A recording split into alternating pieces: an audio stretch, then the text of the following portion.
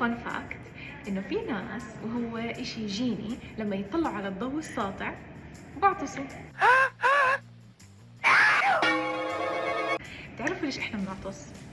هي ردة فعل بيسويها الجسم لما يدخل أي irritant أو مهيجات لجوا الأنف، زي العطور، الدخان، البولينز، الفيروسات.